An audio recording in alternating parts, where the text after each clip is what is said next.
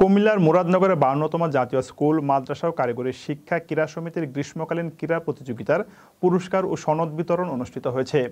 বুধবার বিকেলে উপজেলা স্কুল মাদ্রাসা ও কারিগরি শিক্ষা ক্রীড়া সমিতির আয়োজনে কবি নজরুল মিলনায়তনে এই পুরস্কার বিতরণ করা হয়।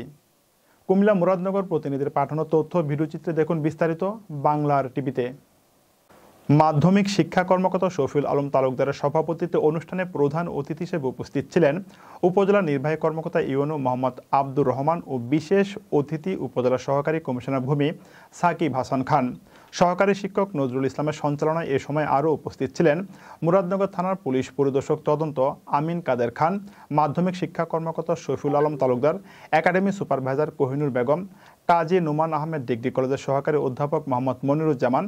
সহকারী পল্লী উন্নয়ন কর্মকর্তা গুলাম মুস্তফা, রামচন্দ্রপুর রামকান্ত উচ্চ বিদ্যালয়ের প্রধান শিক্ষক তাজুল ইসলাম, নুরুন্নাহার বালিকা উচ্চ বিদ্যালয়ের প্রধান শিক্ষক সৈয়দা হাসিনা আক্তার, পাঁচকিচ্চা উচ্চ বিদ্যালয়ের প্রধান শিক্ষক জাহাঙ্গীর আলম, পরমতলা শব্দর খান উচ্চ বিদ্যালয়ের প্রধান শিক্ষক মাহবুবুর রহমান, আন্দিকুর সৈয়দ গুলাম জিলানী উচ্চ বিদ্যালয়ের প্রধান শিক্ষক খালেদ মোশাররফ, যাত্রাপুর উচ্চ বিদ্যালয়ের প্রধান শিক্ষক শফিকুল ইসলাম, কাজিয়াতল রহিম রহমান উচ্চ বিদ্যালয়ের প্রধান শিক্ষক জামাল উদ্দিন, বড়পুকুরিয়া মাজুর স্বতন্ত্র ইবতেদায়ী মাদ্রাসার প্রধান শিক্ষক মোহাম্মদ মেহেদি হাসান সহ বিভিন্ন প্রতিষ্ঠানের প্রধান সহকারী শিক্ষক শিক্ষিকা ও ছাত্র ছাত্রীবৃন্দ।